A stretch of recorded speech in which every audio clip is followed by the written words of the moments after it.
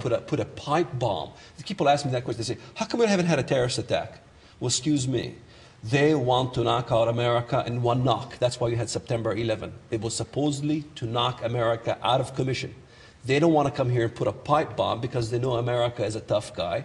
They'll have repercussions. They want a big round of, they want to really put a dirty nuke.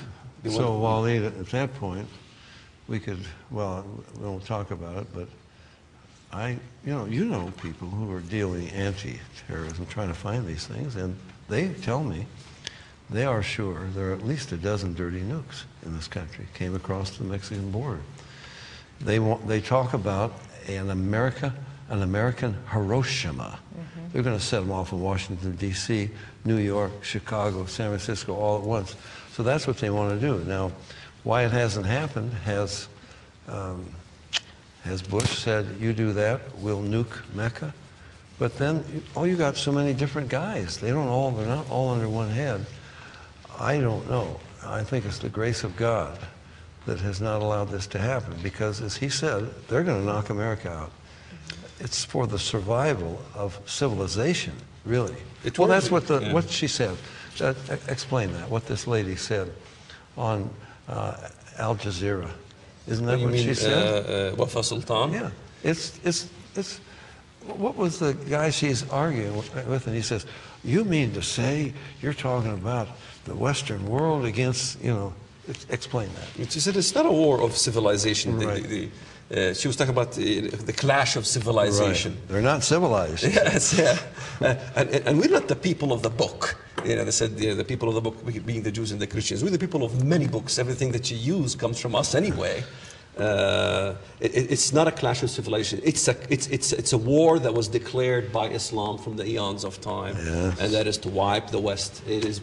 Look, I was in Chicago in 1970 when I came to America in 1978. 1980, 81, I was in Chicago. We're being trained underground. 1980, 81. Yeah. Osama bin Abdullah Azzam's colleague he's free in Chicago right now. He's got a mosque. His name is Jamal Saeed. Okay? And training underground, basements, you name it. This was 20 years ago. And when I became a Christian, Dave, 1993, I burst into these churches. I mean, burst. Every church I can go to. I said, I have to speak to your people. They're going to blow up your buildings. They're going to kill you. They're going to decapitate your people. And the pastor would take me aside and said, Waleed, here we address the cults. We talk about Mormonism. We talk about Jehovah's Witnesses. What you're talking about here is kind of making us scream a little bit, and we don't like to hear it. Stop it. And September 11 hit, and my phone was ringing all day long. How did you know? How did you know? Did the Almighty tell you something? I said, excuse me. The writing was on the wall for 20 years. America knew. There was some... Didn't the guy try to blow it up before? Mm-hmm. Isn't it, what's his name? Sheikh Umar Abdul Rahman. He blew it up the first time. Did that not wake you up? No.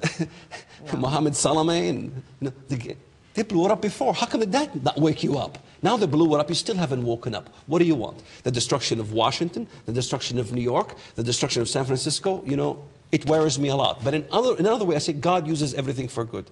If they do destroy San Francisco, okay, guess what? The liberals are finished, and then the fundamentalists in the suburban areas can make the decisions right next time. So in a way, no matter what happens, it's a blessing. Yeah. And that's how we ought to be as Christians. We worry so much. Guess what? We're on the winning side. We're not on the losing side. You read the last chapter. Huh? You read the last chapter in the Bible. That's right. We're in the winning side. It doesn't matter. You see, one of the things that concerns me, and people will say, well, for example, I begin Judgment Day talking about, you're in Joel 2, Joel 3, verse 2, where God says, I'm going to bring all the nations of this world to the valley of Jehoshaphat outside of Jerusalem to punish them for what they've done to my people. They've scattered my people, they've divided my land, and so forth, okay? That's a prophecy. And people say, yes, but America wouldn't be in there.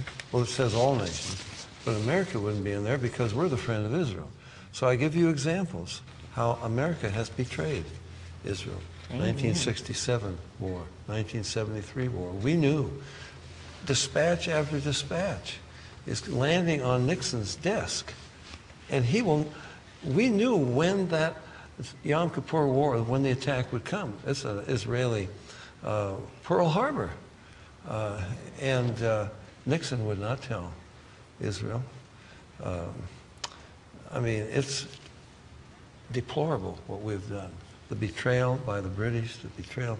So America, yes, there are a lot of people in America that love Israel and are supporting Israel.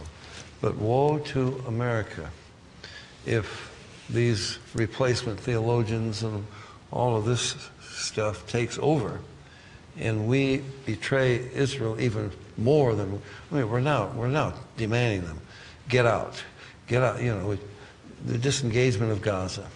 Now, Condoleezza Rice, who has replacement theology, she doesn't believe Israel has any importance today.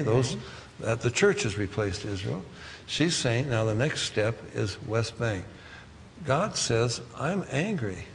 You are dividing my land. Every peace proposal is Israel, give them more land. Israel, give them more land. They already took most of it away at the beginning of 1948. Israel, give them more land, and God is angry. Now, if we do not turn around and begin to really support Israel and really oppose Islam, I don't know what God will allow to happen to America. Do you think in this country that we would do that? I think yes. I think ultimately God will punish us in a way that we will wake up and smell the hummus. You know, I think in Micah chapter 5 it says God will raise 7 shepherds and 8 princely men. Now, nobody can tell definitely who the 7 shepherds are that God will raise. And it says, and they will destroy the Assyrian, who's the Antichrist, chapter 5. This is all Messianic prophecy and Messiah defeating the Antichrist. If those 7 shepherds are not from Israel, they're worldwide. So God will choose 7 nations that he will choose. Because you have to understand, there's 10 nations out of the enemy. 3 are plucked out of the root, there remain 7. So I believe it's a battle between 7 versus 7. 7 righteous nations versus 7 evil nations.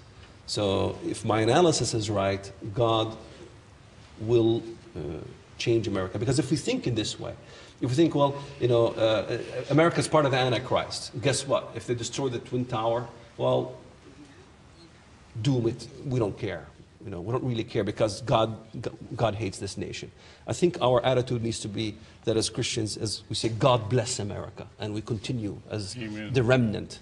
And there's a huge remnant in America still by far.